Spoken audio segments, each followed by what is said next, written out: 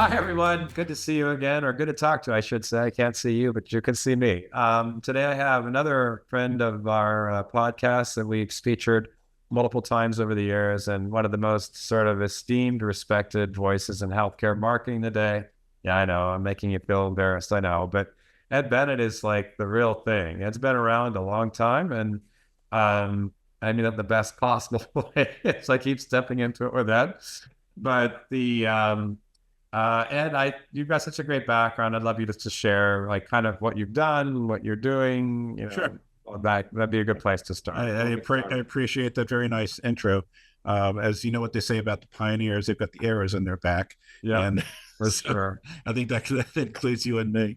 Yeah. Um, so I've been doing web stuff since the mid 90s. I quit my job around 1993 because I had discovered the web, or the web had, started to pop up, and have been making a living in the web ever since. I helped about 100 companies get their very first website back in the mid late 90s, and discovered that I really enjoyed the process of solving business problems, especially working with a company that was new to the web, doing the teaching and analyzing their business to try to figure out what could be done on the web and what couldn't be done. And then in 1999, I took a position as the director of web services at the University of Maryland Medical System. I was brought in to basically establish their digital program, and started with me as the webmaster. And then I stayed there for about 17 years and grew out a team. We had some pretty good successes in developing a website and getting traffic, and we were there for all the major events of the growth of the web, which was the invention of search engine marketing with Google search, mobile, social media. So along the way, we had a lot of interesting experiences and great successes. And I had a special interest in social media when I first came out, and started tracking all the hospitals that were doing social media. And that's kind of where I started my name sort of became known in the industry, because I would talk about that and go to conferences. Um, so I left the University of Maryland about 6 years ago. I did some consulting, but I spent most of my time developing a resource for our industry called MarTech.health. And MarTech.health is a directory of vendors that specialize in working with healthcare, marketing, communications, and digital teams in large organizations. So basically all the people that you see at the conferences, I'm pretty sure most of the people that are watching this, listening to this podcast, that directory is for them when they're looking for a vendor. There's all sorts of tools and information there. They can track down vendors that do have experience in healthcare marketing, and create a nice short list from that. That's great. I love it. Thank you. And love that directory and supporting that. I want to go backwards to the when you were tracking social media, and it's funny. Sure. Or if you're younger in this business, it's pretty impossible to imagine. Oh, Hospitals haven't always had Facebook pages, for example. And coincidentally, I interviewed recently our friend Lee Acey from back at the time was with Mayo Clinic, this came up in conversation about your work there. Tell us a little bit about that, because this was my development of what I think I called the hospital social network list, really stemmed from my frustration of the pushback I was getting in my organization, my hospital, to never ever do anything on social media. I remember some conversations with some C-level staff who said anybody who spends time on Facebook is an idiot, and I would never hire them if I knew that they wasted time on Facebook. I thought, okay, so that was the impetus, because I knew that this was going to be a big deal, and that it was inevitable that hospitals would have to accept that they need to have a presence on these social media channels. And what's the best way to convince a hospital to do something? Show them that a whole bunch of other hospitals are doing it already. And that was the genesis. So that was the reason. So the whole list was there so that that person inside a healthcare system who is trying to convince their leadership to set up a Facebook page could come to the list and say, look, there's 50 hospitals that are doing this already, and look at the ones that are in our city, in our region. We need to be doing this. And of course, as the list got bigger and bigger, it had much more of a powerful effect that way. Yeah, it's really funny. We had the same conversation with Lee, and it's like to convince anybody, and I'm not sure which podcast is going to drop first, yours or his. We'll see. But it's just the environment's impossible to understand how everyone was afraid of social media or just terrified. Yeah. The whole, you think of companies that are like really locked down about their public relations, like Apple, very locked down about their PR stuff. Hospitals are the same way, want to have absolute control of anything that's said about them. And here they're faced with this thing that they can't control. And so it was quite a challenge. And Lee, of course, faced the same thing. In fact, I remember calling Lee when I first was looking at doing social media to get his guidance and advice long before he set up the his program at the Mayo Clinic. So yeah, we were pioneers with the arrows in the back. Awesome. Yeah. So speaking of change in healthcare and paranoid and is the topic today. So we talked offline, and I've known you Ed for so long, and you can always find fun stuff to talk about. But I think the most pressing thing to talk about, which is very topical, is AI. Right. And AI. I was at SHMID last time and other conferences more recently, and AI is becoming a larger and larger. It's kind of gone from HIPAA as the main topic and digital tracking to now AI. And I just had a medical device conference a couple of weeks ago, and it's a big thing, obviously. But, I think the opening statements when we started talking about the topic was great about, the whole landfill analogy. So I'd like you to start us there, because that's a great place to start. What is your thinking? You're still involved with the industry, with the MarTech.health directory. You see a lot of things, talk to a lot of people. Tell me your insights that you've had about AI specifically. Well, my thinking kind of goes back to a lot of the fundamental stuff I was doing with websites back in the mid 20s, 2000s. I mean, and the fundamental problem with AI and the web is that enormous amounts of content is being churned out, and the web is being flooded with more and more content. I think I called it a landfill when we talked before the show. There's a landfill of content, and it's drowning out the quality content that what the web was originally built on. And so I think one of the things that people will be facing, specifically people that are trying to research healthcare information, is finding good sources of truth. The amount of stuff that's being generated is going to overwhelm many of the sources of truth that we rely on. And if the hospital's not doing this already, I'm suggesting they consider setting up an encyclopedia or a resource guide or something where they can present this as verified,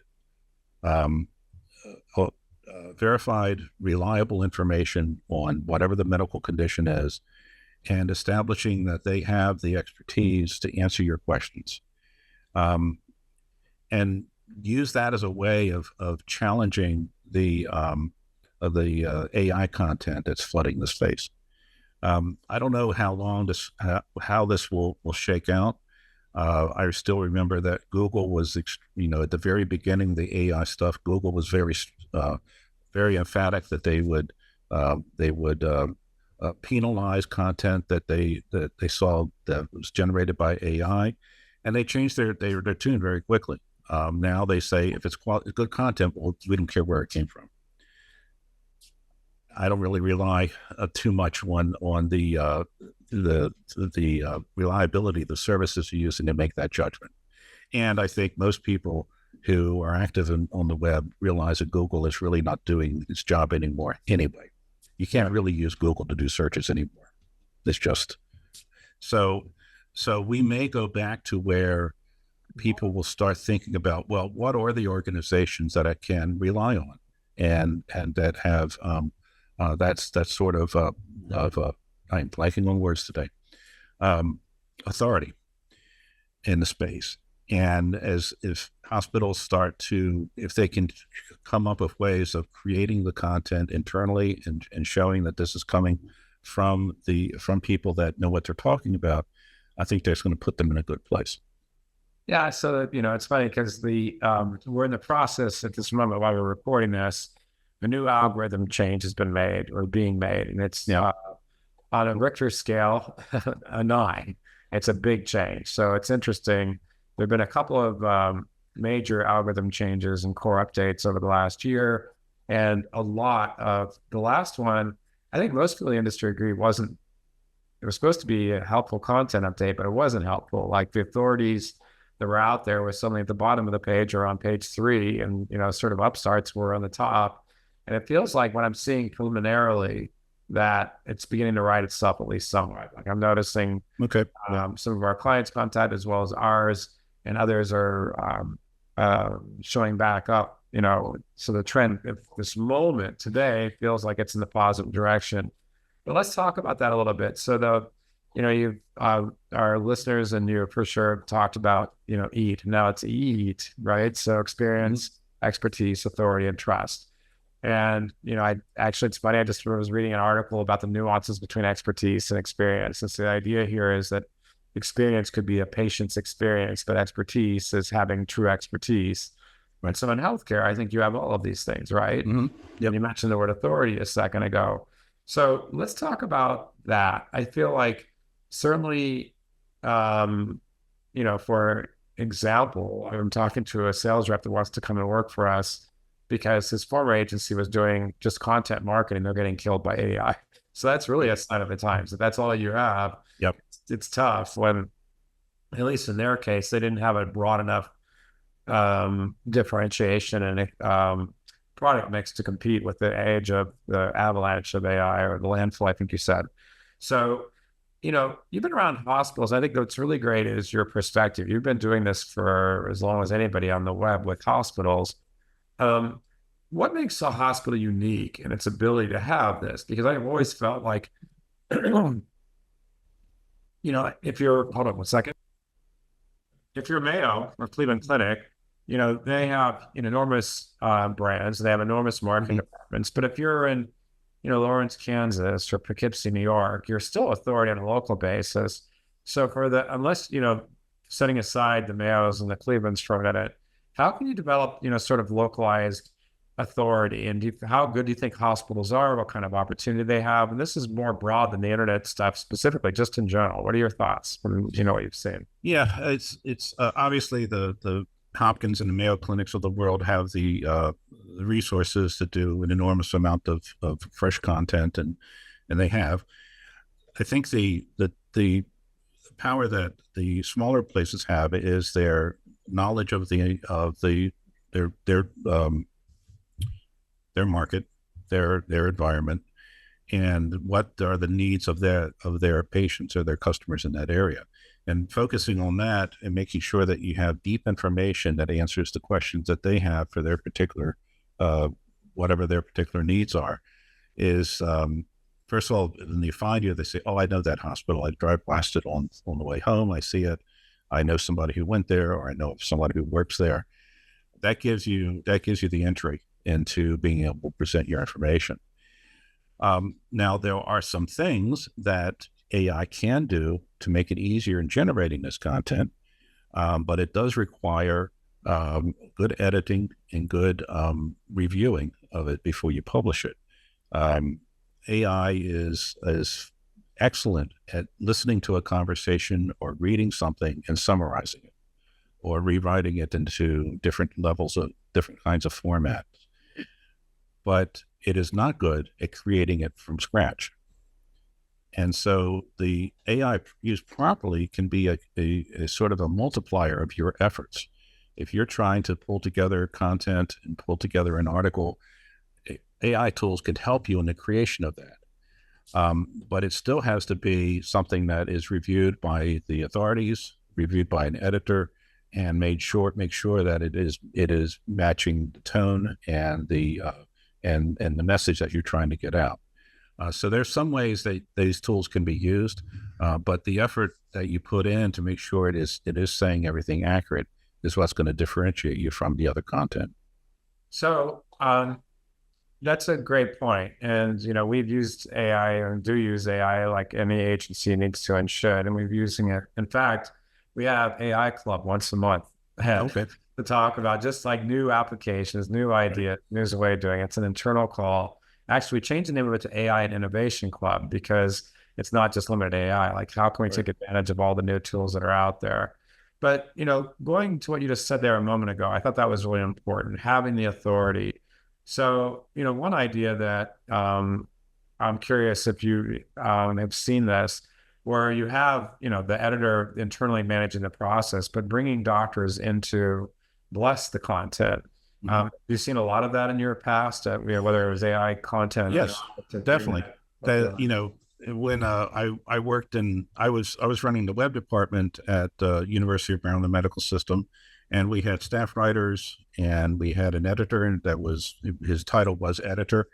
And so any content that we were writing on any topic was reviewed and blessed by the physician at the hospital that had the expertise. And then we took, we had videos, doctors doing, videos, introducing themselves for the physician directories, talking about topics that were current in the news. And all of that content would be edited by us in that department and put out there. So it was a fundamental part of the entire process. So I think any hospital that has a publishing process for new content, you're simply using AI as another input, but it still has to go through all the different authentication and verification steps that we've been using in the past. So that takes away one of the big objections, right? So the writers are often afraid they're going to lose their jobs, and it's like it certainly could limit the growth of writers in an institution, but you can't just throw the writers out, right? That's not at all. You need to have somebody overseeing it. I think in many ways what AI can do for you is really let you focus on what is the fun part of writing, which is researching, getting your thoughts, putting the thoughts together, making sure that you've reached out to all the different people that you need to talk to. And then a lot of the grunt work of pulling it together and getting drafts together, AI can really help with that. So I view it as something that can help improve the quality of your content and the volume of good content. That's great. And then you mentioned tone of voice. What has your experience been with tone of voice with, one voice versus another? And voice is tough. It's very subjective. Look, one of my favorite writers I hired of all time, who, on the blogs that we have, I either write them first, I'm involved with every single one. I don't write every month from scratch. When I had another writer to help me that really got my voice, it was easier. But have you found in your experience AI is good at matching voice? It can be. I mean, there are AI tools that are designed for you to feed it a bunch of content and say, like, here's all the blog posts that our hospital has written in the last 2 years, and digest that. And and then here's a draft of something. Here's all the main ideas and the bullet points and everything and the pull quotes from the physicians. And can you draft an article based on this with using our voice from your experience with our blog post? And that can get you pretty close. And again, this is not something you're going to press a button and then publish it. You're going to press a button. You're going to have a very good draft, but it's still a draft. Right. And then you can fine tune it from there. Well, plus that way you're also making sure that it really is your content, right? Yes. And yes. having the I think the key part that a lot of people, and it's in some ways obvious, maybe not obvious, is the idea of having the doctor review the content is, it still makes it yours. It's something that only your doctor, he or she, has, that everybody else can't do that, right? Right. And so that's important. So when you did this process before at your last hospital when you were working there, also just, obviously you know everybody and you're still in up on what everybody else is doing. And in fact, we write about this, but I'd love your perspective. In terms of the doctors, what kind of doctors are excited about this? Does it help you build relationships within the hospital? Any tips for getting doctors involved or what to do, what not to do? Well, I mean, this gets back to sort of what are the basic motivators? The physicians that are in the hospital that are trying to build a reputation and trying to build the amount of patients that are coming in, most of them are looking for ways to promote themselves. And this can be presented as a very, very effective way of promoting yourself, to shoot those videos, do those podcasts, um, write articles. But then you have a team that's doing it for the physician and making that process easy for them. So that hasn't really changed. The AI would be simply another tool in there to make that happen. But you present it to the physician, and maybe you've got a department head or a physician where that they have something important to say, but they're kind of reluctant to do a video or something.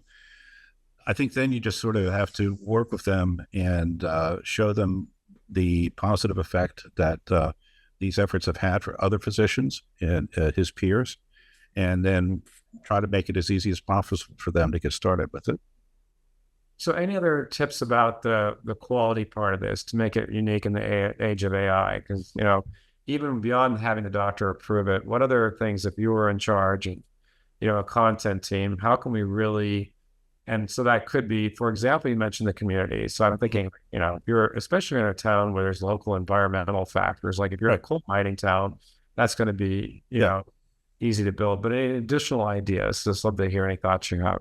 Well, I think that's where you tap the people in the community that are dealing with these issues. So maybe you're in an area that there's an issue with asbestos, or there's an issue with lead in the water. Whatever it might be, there's going to be people in that community that are trying to mitigate this, trying to solve this problem. Bring them in for an interview about what challenges they're facing, what they're trying to do, but then have the physician be part of that conversation to talk about the medical impact of whatever it is they're trying to do. Could be air pollution, any of those things. And now you're setting yourself up as you're an organization that cares about the community. You're part of the community, and here's the expertise that we bring to the table to help work on this problem that the community is facing. So that's kind of a basic recipe, I think, to create content that's unique to your area and can be very effective. Yeah, and I could see, we were talking earlier, one of the things I've talked about in the past and when we speak about is leveraging your content. So you've got, podcast or video interviews and it's even PR. This is the kind of thing that would fit really well with PR, right? Where you're going out and sharing a local health concern. Like we're in Southern California, at least I am. My team's all over the place these days, but there's always concern about water quality at the beach, or Right. there's,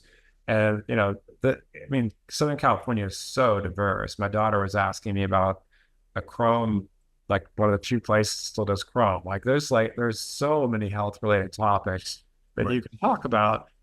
And if you can't think of any, I would just argue that maybe you're just not being very creative. What do you think, guys? I think that if you just open up the paper and you start opening up the newspaper, there's a phrase that doesn't mean anything anymore. Yeah. But you start scanning the news, you start scanning what are the things that patients are coming in. I mean, what are the issues that they're facing? It should be pretty easy to figure out, what the topics are that are going to matter. Right. Any suggestions on things to avoid with the AI that would be, so you don't want to be part of the landfill? Well, you just make sure that, you don't shortcut. And as AI gets better and better, it's going to come up with stuff that looks pretty polished, but you need to look at it very carefully and make sure it really is written in your tone.